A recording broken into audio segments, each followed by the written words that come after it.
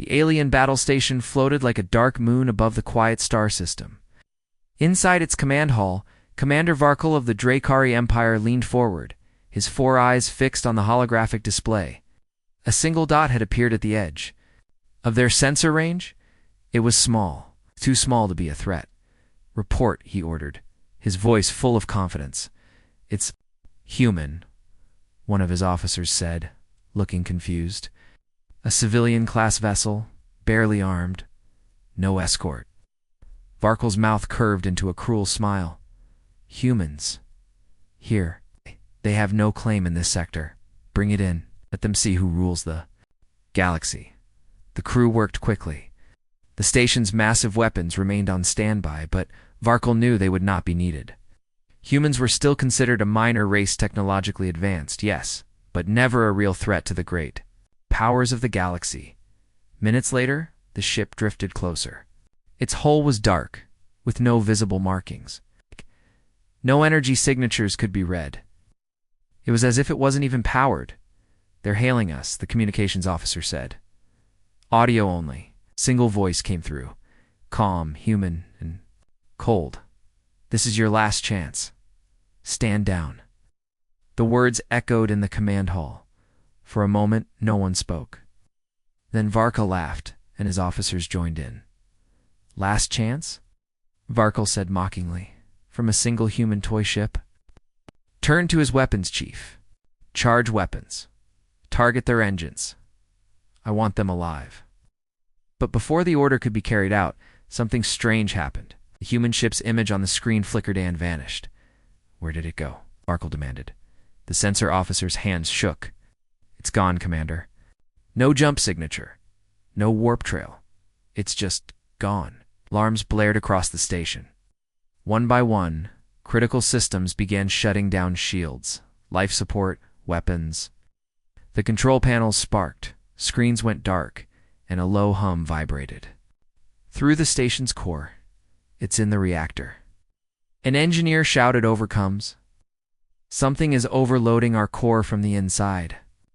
"That's impossible," Varkle snapped. But even as he spoke, the lights dimmed. The holographic displays fizzled out, leaving the command hall in semi-darkness. Then the human voice returned, louder this time. "You were warned." Panic spread among the crew.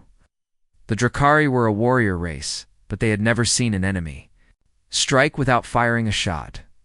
The station's temperature began to rise.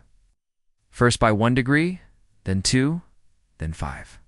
Engineers worked desperately to vent the heat. But every control was locked by an external force, Commander. "We have to abandon the officers." Words were cut short as the floor shook violently. Oh. Somewhere deep within the station, the sound of metal tearing apart echoed like distant thunder. The crew could hear the screams of those trapped in the lower decks. Varkle's pride faltered. "Get me escape craft ready," he ordered. But even the hangar doors refused to open. Suddenly, the human ship reappeared on the sensors, this time inside the station's perimeter, hovering silently outside the main viewport. It was small, unassuming, almost harmless to the eye. Its presence was suffocating. "Commander," the communications officer whispered. "It's not attacking, it's just watching." Varkle stared at the strange ship. No weapons were visible, yet his instincts screamed that it could destroy them in an instant. "Open a channel," he said. The human voice came again. "The galaxy will hear about this," though Dracari ignored the last warning. Before Varkle could respond, the human ship blinked out of existence again. But the damage was done. The reactor alarm screamed, the station's hull groaned, and in the distance, escape pods launched without authorization. In less than 3 minutes, the Dracari Empire's most powerful battle station went silent. No distress calls, no survivors. Weeks later, rumors spread through the galactic networks. Some said the humans had developed impossible technology. Others whispered that the ship wasn't even human, that it was something older, wearing a human flag. But one thing was certain: the last words the Dracari ever heard were not of mercy, but of warning. And somewhere in the cold black of space, that same human voice prepared to speak again, this time to the rest of the galaxy. The colony world of Vega Prime was famous for its crystal oceans and bright twin suns. It was a peaceful place, far from any war or trouble. Children played on white beaches, traders filled the spaceports, and life moved in slow comfort. That changed in less than 1 hour. It began with a ripple in the sky, a shimmering wave like heat above a road. People looked up, confused. No ships appeared. No warning alarms sounded. Then, without noise or explosion, the city's central tower melted. Not burned. Not broken. It simply sagged, like wax under a flame, and collapsed into a glowing pool of liquid metal. Within minutes, the same thing happened across the city. Buildings bent, streets bubbled, and the ground itself seemed to lose strength.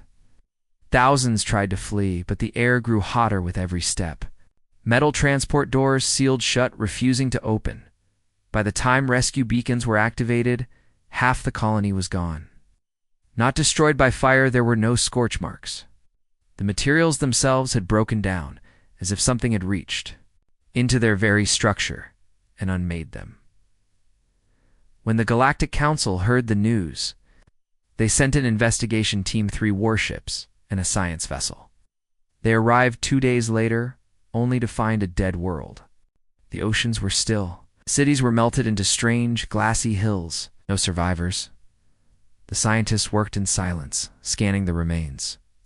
Their instruments showed something impossible: no radiation, no chemical traces, no energy residue. Whatever happened had left no fingerprint. On the 3rd day, a small charred object was found near the colony's central plaza. It was a personal communicator, blackened by heat but still functioning. The recovery team activated it. A distorted voice crackled through the speaker. "They are already here. That was all. No name, no explanation. The device shut down. Its memory wiped." The news reached the council chambers in record time. Representatives of dozens of alien races crowded into the hall, each one talking over the other. "It must have been a natural disaster," one delegate argued. "No," another hissed. "This was an attack. And only one race has been rumored." To do this, all eyes turned to the human sector on the holographic galactic map. Counselor Rilvik of the Valari race slammed his clawed hand on the table. "We warned them. Humans should have been restricted to their own systems. They are unpredictable, dangerous."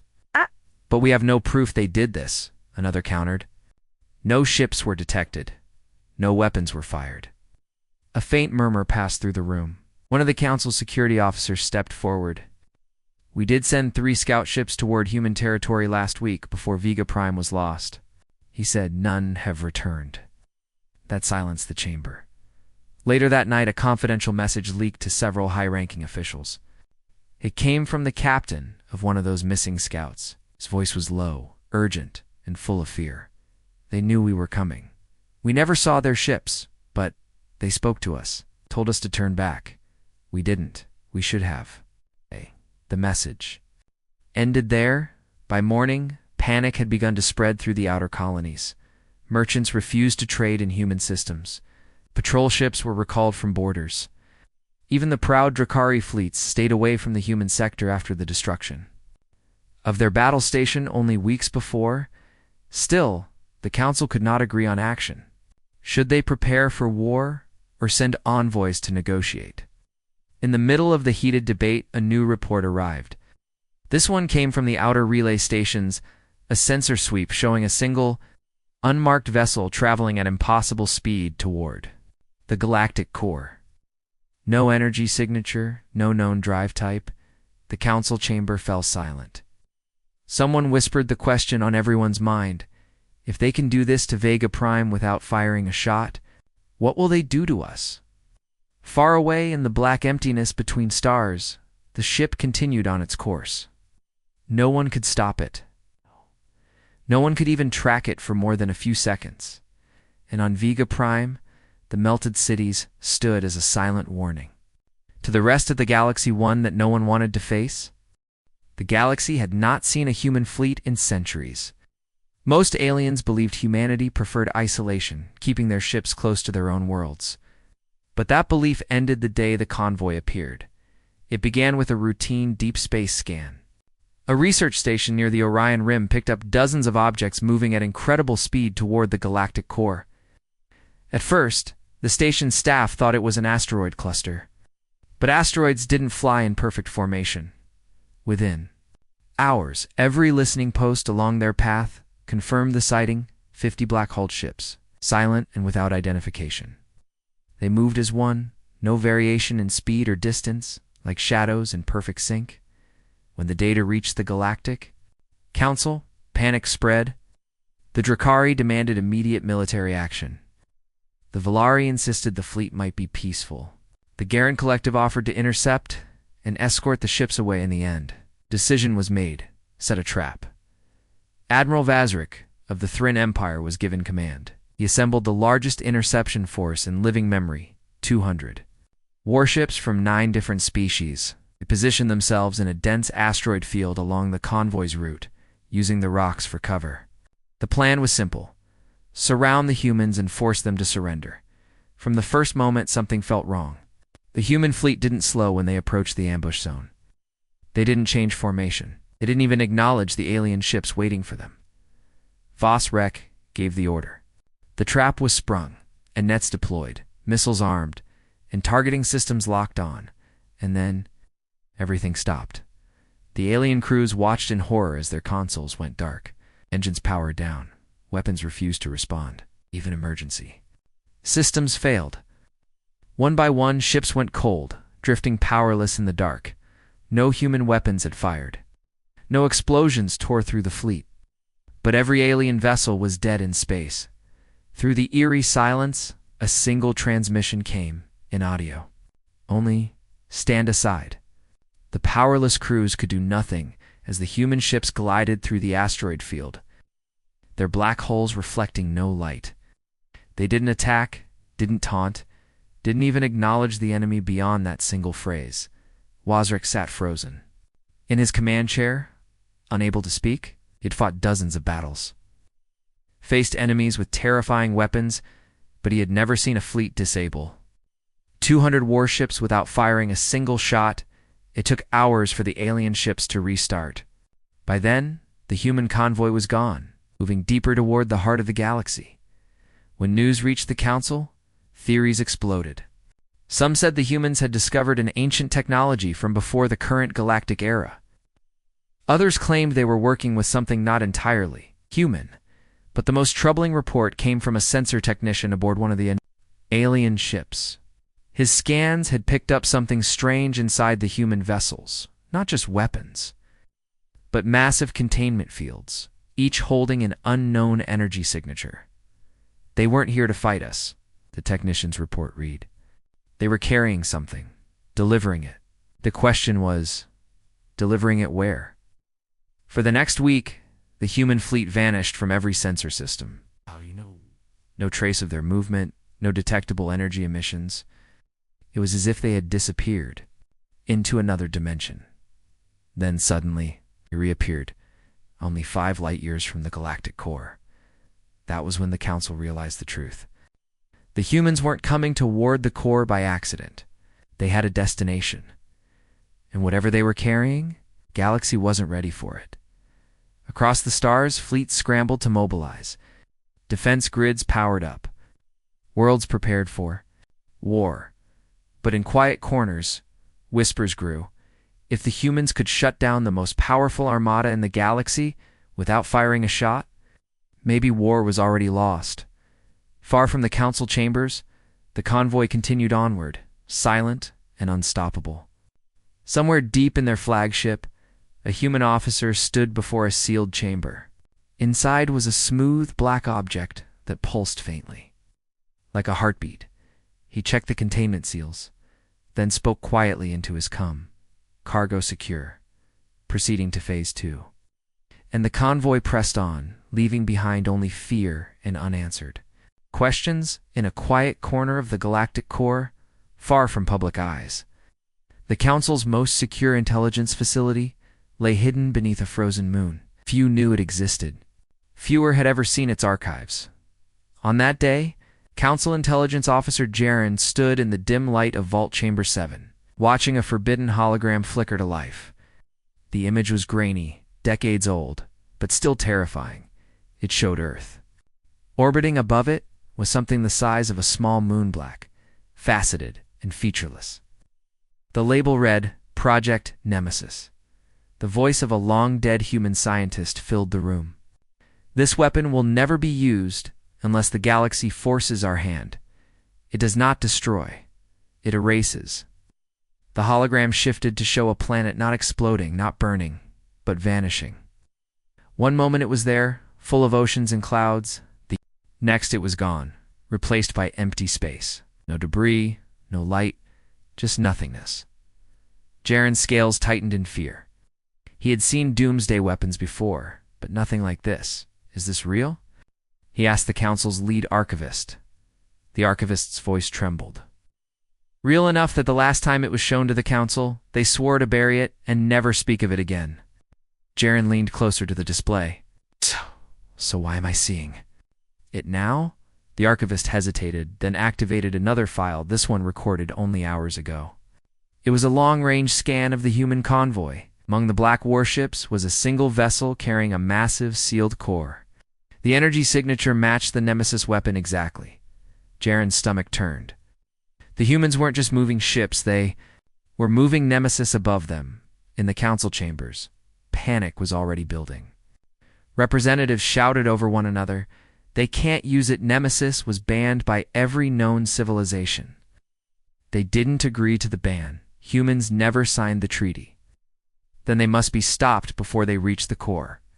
The Drakari delegate bared his fangs. "We should strike now. Destroy the fleet before they can activate it."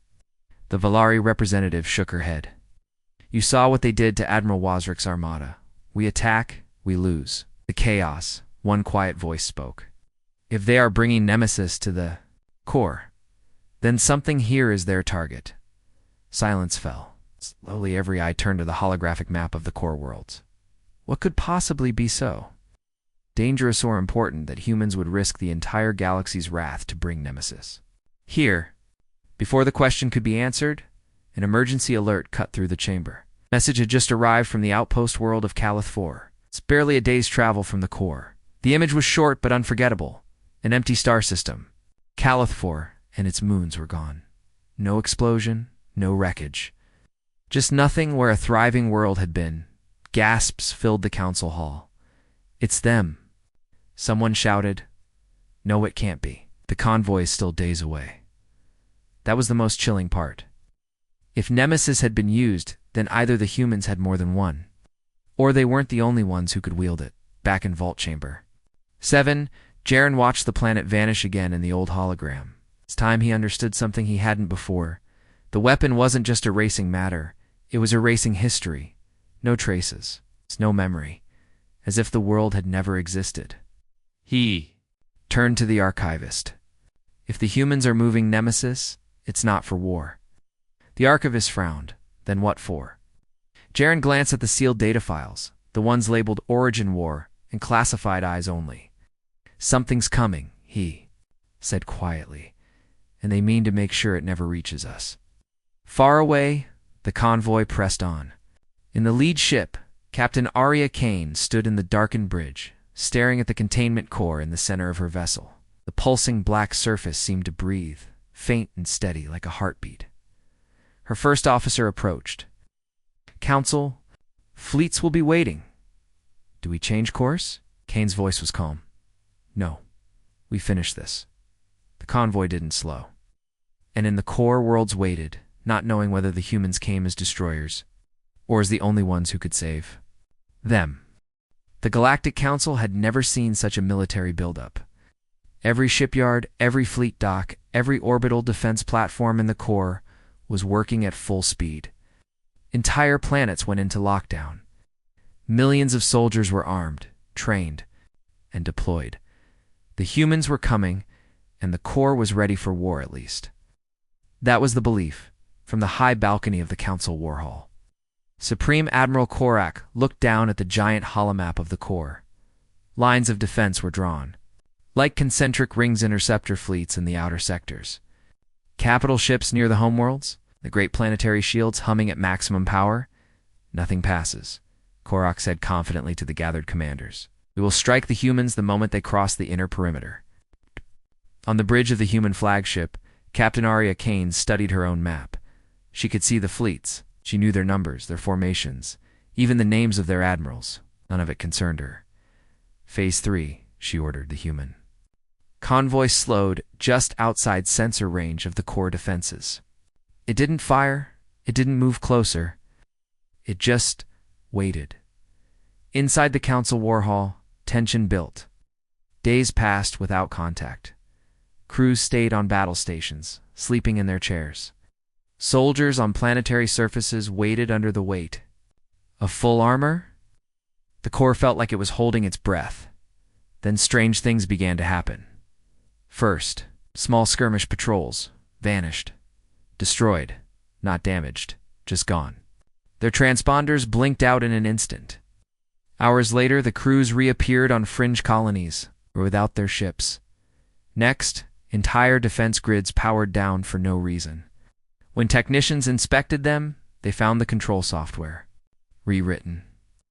In its place was a single text line in human standard: stand aside. On the second week, the first fleet defected. It was a mixed force ships from 4 different empires. Without warning, they powered down their weapons, turned, and flew to the human fleet's position. They were not captured, were not forced. They went willingly. By the end of the week, 3 more fleets had followed. The council chamber was chaos. Some leaders demanded the defectors be destroyed immediately. Others whispered the unthinkable, that the humans were not conquering through force, but by convincing the enemy to join them. Supreme Admiral Korak refused to believe it. "This is psychological warfare," he growled. "We cannot be intimidated into surrender." But he was wrong. On the 15th day, without a single shot fired, the human fleet crossed the inner perimeter.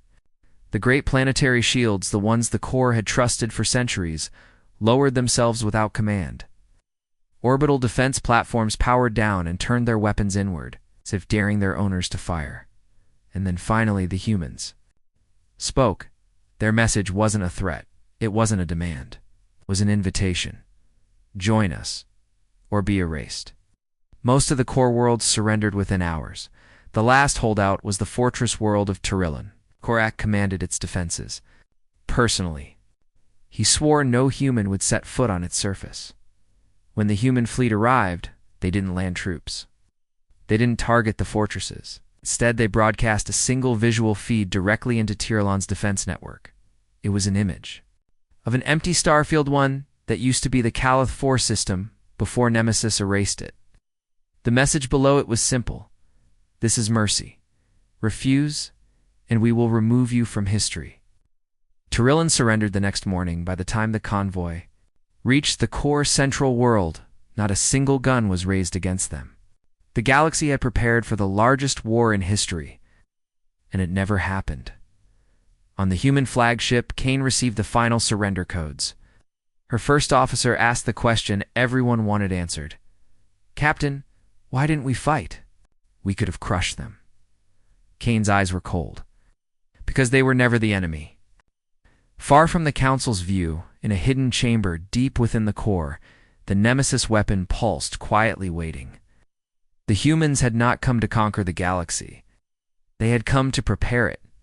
Orion's Gate was the pride of the galaxy, a super weapon. Unlike any other, it hung in orbit around a barren moon near the core. Its main cannon could vaporize an entire planet in seconds, and its shields were said to be unbreakable.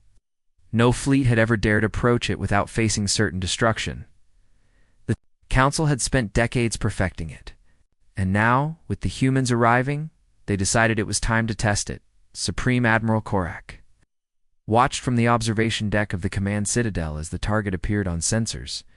A single human warship drifted silently through the void. Unarmed, or at least appearing so. "Lock the cannon," Korak ordered. "This one ship will be proof of our superiority." The countdown began. Shields hum. Energy surged through the massive conduit.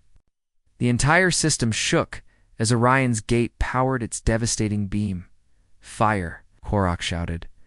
The beam lanced across space, faster than light, a ribbon of pure energy aimed at the human ship.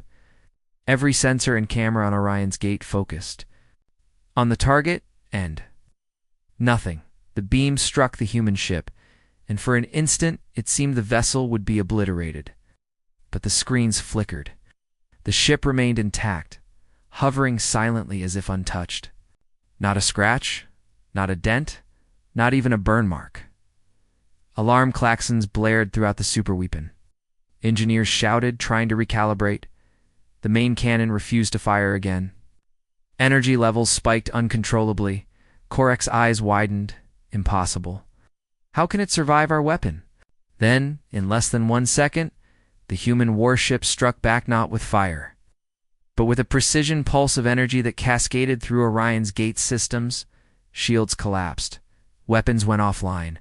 Reactor cores overloaded. The massive superstructure groaned and twisted as if bending under an invisible hand. Within a heartbeat, the galaxy's largest weapon was dead. Power surges ripped through its hull, but no explosion followed. It simply drifted, silent and crippled, in the void. The Council fleet monitoring the test froze in disbelief. Ships had never been destroyed so easily. Never had a human vessel, apparently. Elan disabled, a super weep undesigned to annihilate worlds. On the human ship's bridge, Captain Kane stood silently, watching the energy signatures fade. Her first officer asked the question that burned in every mind aboard the ship. "Captain, we didn't even touch it." Kane's voice was calm, unshakable. "We didn't need to. We only had to show it could be done." Far below the bridge, alien engineers and technicians trapped within Orion's gate were trying to regain control. Consoles flickered, systems rebooted, but every attempt failed. The ship's technology, decades ahead of anything in the galaxy, had adapted to every known countermeasure. In orbit, Council leaders argued fiercely. Some wanted to destroy the human ship immediately. Others feared even attempting an attack would end in total disaster. Meanwhile, across the stars, intelligence analysts attempted to study the pulse that had crippled Orion's gate. But every reading was incomprehensible. It was not merely a weapon. It was a statement, a demonstration of superiority that the galaxy could barely understand. News of the event spread through every core system in hours. Mercantile worlds, military planets, and neutral colonies all received reports. Orion's gate has fallen. Humans remain untouched. Panic began to replace confidence. If a single human ship could disable the galaxy's ultimate weapon in less than a second, what else could they do? Even in distant sectors, fleets were recalled, shields powered up, and orders were given to retreat from any path that might cross human territory. Captain Kane stared at the empty space ahead. Orion's gate was a warning not just to the Council, but to the entire galaxy. The message was clear. Humanity's power was not only unmatched, it was deliberate, controlled, and absolute.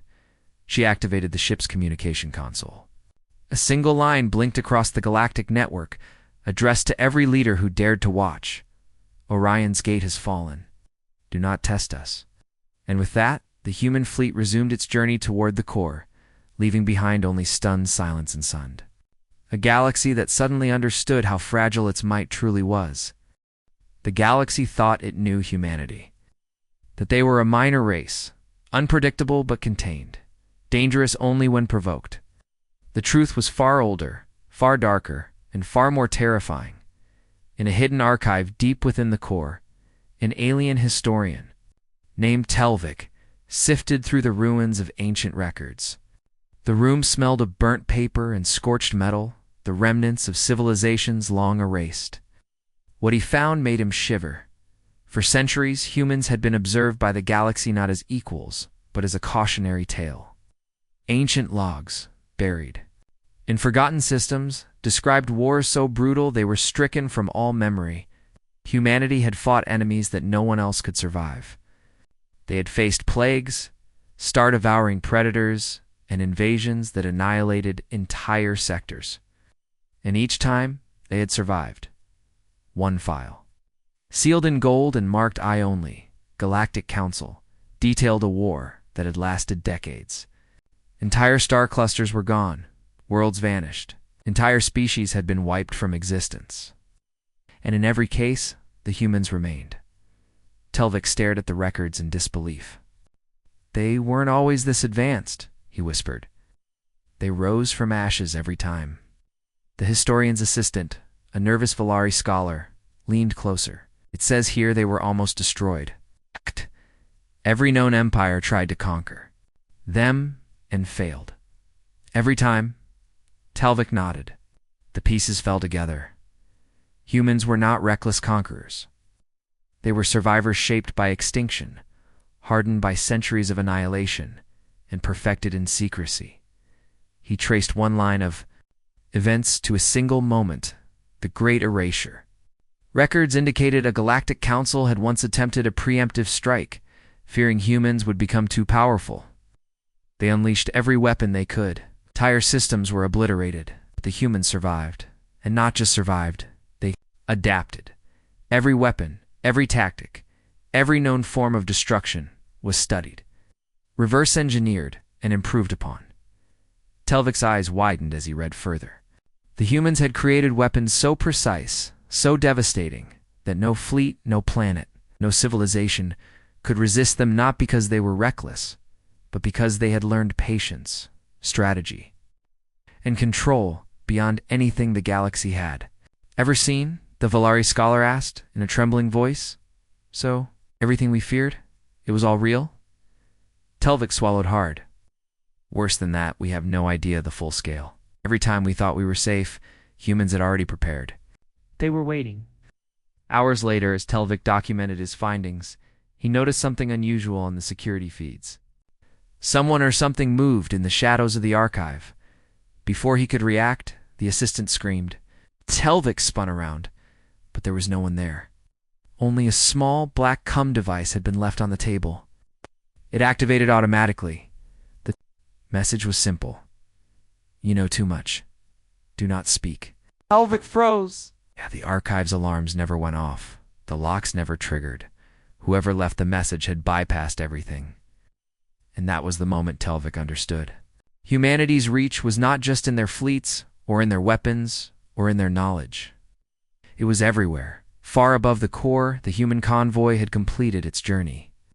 Captain Arya Kane watched from the bridge as sensors scanned the surrounding systems. Nothing moved against them. Nothing dared. Her first officer, uneasy, asked the question the entire fleet had been whispering. Captain, why reveal any of this now? Why not stay hidden? Kane's eyes were calm, almost cold, because the galaxy needed to remember. Every species alive today owes their existence to one fact. Humans are not to be underestimated, not even once. Somewhere deep in the core, realized the full truth too late. Every record he had found, every warning buried in the archives, every legend he had dismissed as myth, they were all true. Humans were not just a dangerous race, they were a force. The galaxy had forgotten to fear. Until now, as night fell over the core worlds, the historian wrote his final note. All wars, all warnings, all vanished civilizations. They were nothing compared to what comes next. Outside in the void, the human fleet remained silent. Their black holes reflected distant stars. But inside, every officer knew that history was alive, and they carried it carefully. It's like a weapon far sharper than any star-forged cannon. The galaxy had learned many lessons over millennia. One remained unspoken, buried in terror and memory. Never, ever provoke humanity. And Telvik understood, finally, why the core worlds had never been quieter. For the first time in millennia, entire civilizations held their breath. Every fleet, every planetary shield, every council chamber waited, unsure whether the humans were friend or destroyer. And then the convoy appeared. It was not a parade. It was not a threat. It was a statement. Hundreds of black-holed ships moved in perfect formation, silent, unmoving, except for the occasional blink of their sensor arrays. Every vessel radiated authority, not aggression. From the flagship, Captain Arya Kane watched the core below. Sensors showed every fleet, every cannon, every missile battery. Nothing had fired. Nothing dared. Her first officer, eyes wide, whispered, Captain, they're still ready for war. Kane nodded. That's why they won't have to fight. A message broadcast to every core world. Simple, clear, Human standard only. You were warned. You had the chance to survive. We came anyway to show mercy. Remember it." The galaxy understood immediately. Humanity had given no ultimatums, no threats, no negotiations. Yet every military outpost, every council, every fleet had yielded not because of fear alone, but because they recognized the inevitability of human power. In orbit, Supreme Admiral Korak of the Drakkar Empire stared at his holographic console. Shaking, his fleets, his decades of strategy, his pride worthless. Every calculation had failed against, something he could not even measure. The newsfeed spread across the galaxy like wildfire. Calith 4, Vega Prime, Orion's Gate. Worlds vanished. Superweapons neutralized. Fleets disarmed not by attack, but by the silent certainty of human control. Even the bravest generals knew the truth. To resist was meaningless. Humanity did not conquer for pleasure. It conquered for survival, for control, for a reason older than any empire remembered, in hidden chambers. Historians like Telvik scrambled to record what they could. They tried to explain, to rationalize, to warn, but the truth was simple. Humans had endured extinction, war, and annihilation repeatedly. They had learned every lesson the galaxy could offer, and they remembered them all. On the human flagship, Kane looked out over the endless stars. Her crew waited, silent, knowing the galaxy now understood their place. Her first officer asked quietly, "What now, Captain?" Kane's gaze remained fixed on the distant planets below. "We wait," she said.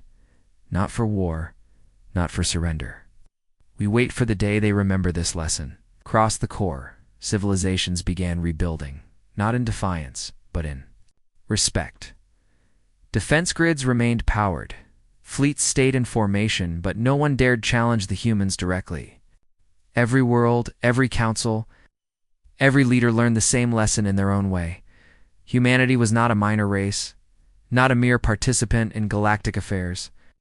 Humanity was a force of nature, and nature cannot be bargained with. As night fell on, the core world's whispers spread from council chambers to the deepest outposts.